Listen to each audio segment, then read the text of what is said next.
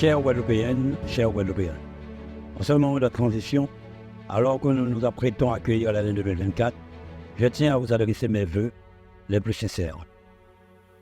2023 fut riche en événements et en enseignements, mais également marqué par des défis sans précédent qui ont mis notre résilience à l'épreuve.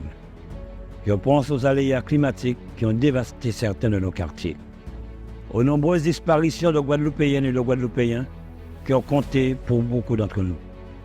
Je ne saurais m'exprimer ici devant vous sans évoquer le terrible drame que nous avons traversé en tant que communauté, en tant que famille. Cette tragédie déchirante nous a séparés brutalement de nos collègues et amis au sein de la collectivité régionale, Régis et Jean-Gabriel. Nos pensées accompagnent leurs épouses, enfants, parents, ainsi que tous ceux qui sont profondément affectés par leur absence, tout comme les autres victimes qui ont péri. Au cours de cette année 2023, notre région a mené de nombreuses actions au service des Guadeloupéens grâce à la mobilisation sans relâche de nos agents régionaux. Une région de proximité, stratège, impliquée et réactive face aux difficultés qui vous affectent. Nous avons travaillé pour votre bien dans toutes les communes, pour l'éducation de nos enfants, pour le développement de notre économie, pour l'amélioration de nos infrastructures, pour la protection de notre environnement. Ces efforts n'ont pas été vains et nous avons connu des réussites que nous devons célébrer. Nous avons vu nos entreprises locales s'adapter et innover et notre communauté s'unir pour soutenir ceux qui en avaient le plus besoin. Nos sportifs s'illustrer au plus haut niveau, notre art s'exporter ici et ailleurs. Notre région a été la première de France à faire le lancement de sa démarche de planification écologique en lançant notre conférence des partis, concept repris par Madame la Première ministre, sur le modèle de conférence des partis qui se tiennent chaque année au niveau international. La planification écologique est d'ores et déjà une composante importante de nos travaux au quotidien. Notre actualité nous l'impose. La région actualise en ce moment même plusieurs de ces schémas qui intègrent ces enjeux pour envisager un quotidien, mais surtout un avenir durable et résilient pour notre population.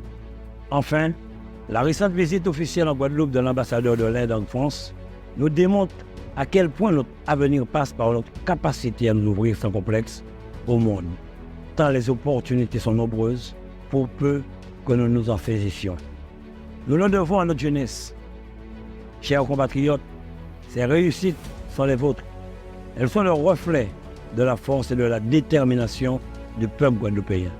Désormais, comme le démontrent les différents indicateurs, beaucoup de nos voyants sont au vert, de quoi nous encourager davantage à aller plus loin. L'année 2024 apporte avec elle de nouveaux défis.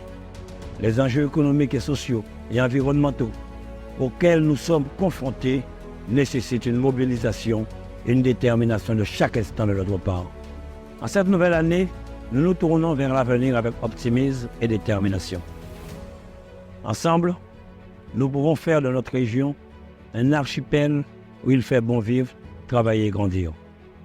Alors, en cette nouvelle année, je vous invite à l'espérance et à l'unité. J'ai foi en notre capacité à surmonter les obstacles, à transformer les défis en opportunités et à faire de notre région un modèle de solidarité et de durabilité. 2024 sera une année record pour notre collectivité avec la réception et le démarrage de gros chantiers, sans oublier les enjeux olympiques où nous serons aux côtés de nos sportifs. Enfin, nous célébrons l'année Maryse Condé, un hommage qui vise à réinscrire les bâtisseurs de la Guadeloupe dans notre actualité, à se réapproprier les savoirs fondateurs du vrai sens du pays. Je vous souhaite à tous et à toutes une merveilleuse année 2024, pleine de santé, de bonheur, de réussite et pleine d'audace, à l'image de notre talentueuse Guadeloupéenne Lovely Das, diplômée de l'école normale supérieure et qui a brillamment décroché le 16 décembre dernier le titre de docteur en études grecques. Je renouvelle mon admiration et mon soutien à nos forces, nos soignants, nos policiers, gendarmes, notre société civile engagée durant le réveillon. Mes pensées fraternelles aux malades, à ceux qui passeront ces fêtes seuls et isolés. Que vive la Guadeloupe. Ensemble nous plus forts. Moi et mes autres, en riba la Guadeloupe, qui est moi pour autres.